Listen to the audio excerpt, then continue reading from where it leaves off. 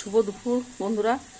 দেখুন আমি পেঁপের তরকারি রান্না করছি, প্রথম থেকে দেখাতে পারি নাই, এখান থেকেই দেখাচ্ছি। দেখুন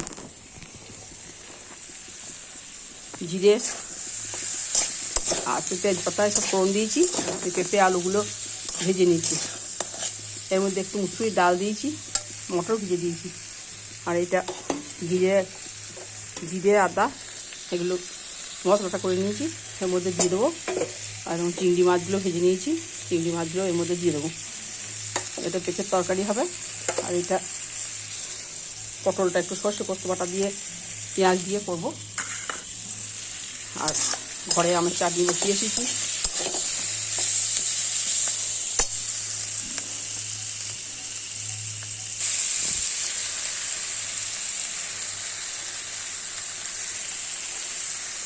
ভাজা চিংড়ি মাছগুলো দিয়ে দিলাম,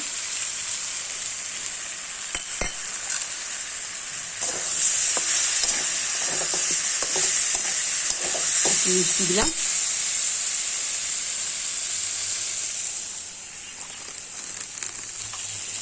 কাশ্মীরি লঙ্কার গুঁড়ো দিলাম,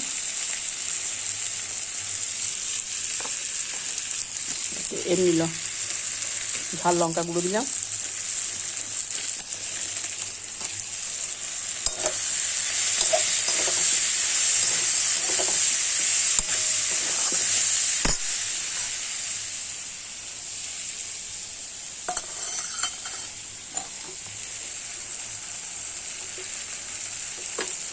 জিরে আদা বাটাটা দিয়ে দিলাম।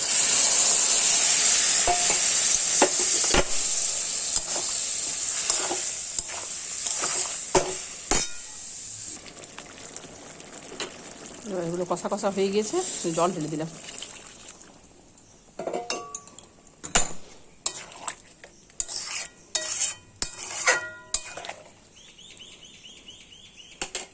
এবার ঢাকা দিয়ে দেবো। এই দেখুন রান্নাঘরে বেশি করে আমরা চাটনি করছি, 3-4 দিন হয়ে যাবে। সকালবেলায় কুমড়োর তরকারি করেছিলাম, আলু কুমড়ো দিয়ে মুড়ি খাওয়ার তরকারি।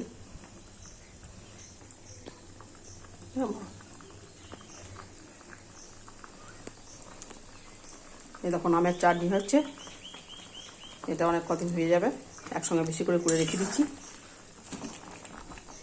সকালবেলায় মুড়ি খাওয়ার এটা কুমড়োর তরকারি করেছি, মুড়ি দিয়ে খাওয়া হয়ে গেছে, আর অল্প আছে। একটু আগে ঘি করলাম, একটু একটু করে শর্ট তুলি, সেটা ঘি করি একটু একটু করে। ঘিটা কিনতে হয় না, আমাদের ঘরের দুধের সরা থেকে ঘি হয়ে যায়। কষা সবজি আমের চাটনি করছি। এবার পেঁপের তরকারিটা পেয়ে গেছে, নামিয়ে দেবো।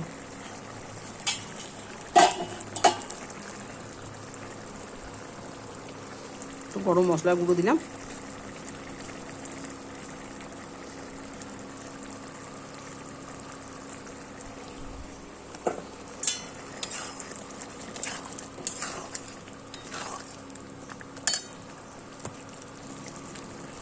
গরম মশলা একটু ঘি দিলাম।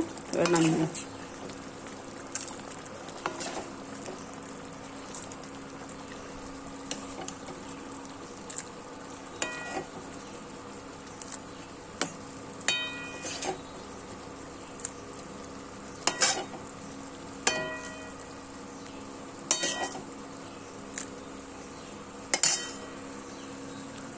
এক হাতে করে খুব অসুবিধা হচ্ছে, আমার নাতিরা সব মামার বাড়ি গিয়েছে, বৌমাও নেই, ওই জন্য সব রকম দেখাতে পারছি না।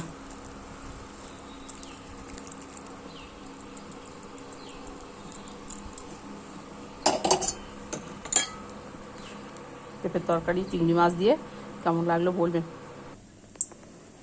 পটলটা এবার সর্ষে পোস্ত বাটা দিয়ে পেঁয়াজ দিয়ে দিলাম, তেল দিলাম,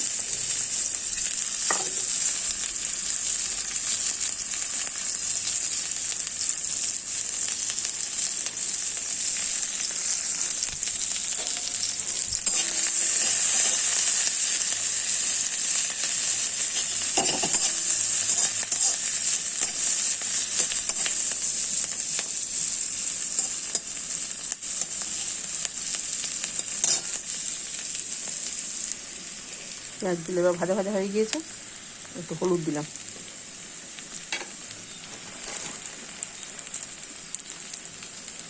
একটু নুন দিলাম,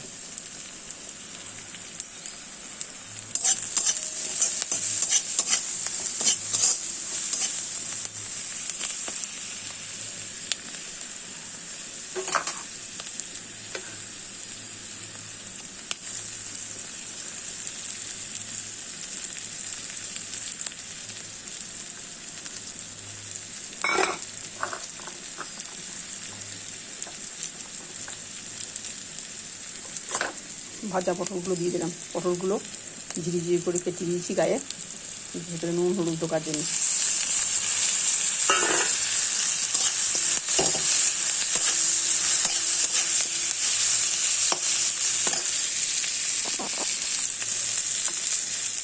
এবার সর্ষে পোস্ত বাটাটা দিয়ে দিলাম।